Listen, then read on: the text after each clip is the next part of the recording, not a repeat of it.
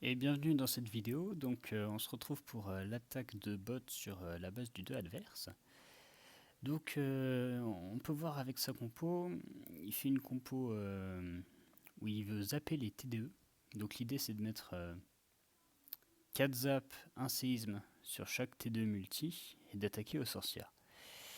Pourquoi il fait ça? Parce que la plupart des bâtiments sont sur l'extérieur des remparts. Vous voyez qu'il n'y a pas beaucoup de compartiments. Et le peu de bâtiments qui sont dans les compartiments, c'est les TDE. Tout ça, c'est tout ce qui est dans le compartiment que j'indique là, c'est assez facilement accessible pour des sorcières. Donc si on supprime les TDE, ben, en soi, il ne reste plus que l'aigle qui peut taper les troupes. Donc c'est une base qui se prête bien à ce genre d'attaque. Voilà. Donc on va voir comment ça s'est passé. Je rappelle que c'était donc une attaque du tournoi. Donc un peu de pression. On voit que ça commence pas très bien parce que ça arrive pas souvent, hein, mais bon, ça arrive de temps en temps quand même. Donc bot il a envoyé un zap de trop sur la tête de gauche et donc il lui en manque un pour zapper la deuxième multi. Bon, c'est la pression, hein, c'est comme ça. Donc il envoie le reste de son attaque, mais il reste toujours une T2. Il y a un molosse qui sort, donc les sorcières, la reine perdent un peu de temps dessus. Il n'y a pas forcément besoin de beaucoup funnel, hein, il a un peu envoyé tout d'un coup. Hein. Les troupes vont naturellement se diriger vers le centre. Donc là on a une grosse zone avec plein de dégâts. Les héros adverses, les 4 Arkix. Donc on attaque la base d'entrée avec tous les dégâts qu'on prend en pleine face. Et là donc vous avez peut-être remarqué, mais il lui reste son démolisseur dans les camps. Et c'était pas du tout voulu. Donc moi j'arrive sur le live à ce moment-là parce que j'étais en train de faire une attaque, je crois.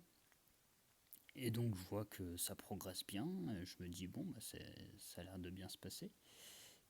Il envoie son démolisseur là, donc j'ai pas compris sur le coup pourquoi. Vous voyez là, si cette T2 avait été zappée correctement, les sorcières ne seraient pas mortes et ça aurait vraiment bien fonctionné. Hein. C'est vraiment dommage.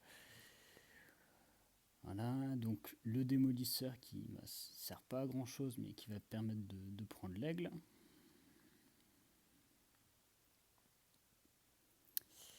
Sauf que bon, c'est un démolisseur qui était prévu pour une P1, pas pour une P2, donc c'est pas des cochons qu'il a pris dedans, mais c'est des troupes tanky, c'est des golems de glace. Donc bah, le bot il va pas réussir à aller au bout du village sur ce coup-là.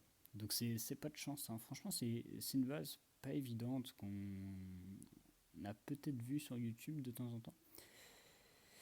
Si son deuxième foudre sur la T2 était passé, ça aurait été beaucoup mieux. Et puis bah, surtout il a oublié son démolisseur. Une chose qu'il aurait pu faire sinon c'est prendre une caserne pour exploiter les trous qu'il y a dans les remparts comme ça avec le PK de la caserne. Ça aurait pu être une option. Ensuite il aurait eu des cochons qui seraient passés de défense en défense pour atteindre l'aigle. Je pense que c'est avec le recul qu'on a maintenant, ça aurait peut-être été une adaptation à faire. Voilà. Donc bah, pas de bol, hein. Il finit à 94% bot, mais je vais remontrer la base comme elle était au début, je suis allé un peu vite.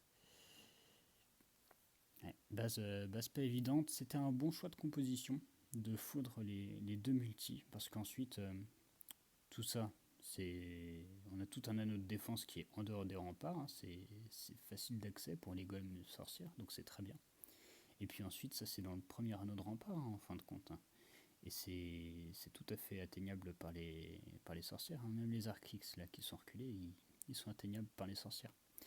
Donc un bon choix de compo, dommage pour les petits fails, mais bon c'était la pression du tournoi, c'est comme ça, fallait que ça arrive. Allez, je vous retrouve dans la prochaine vidéo.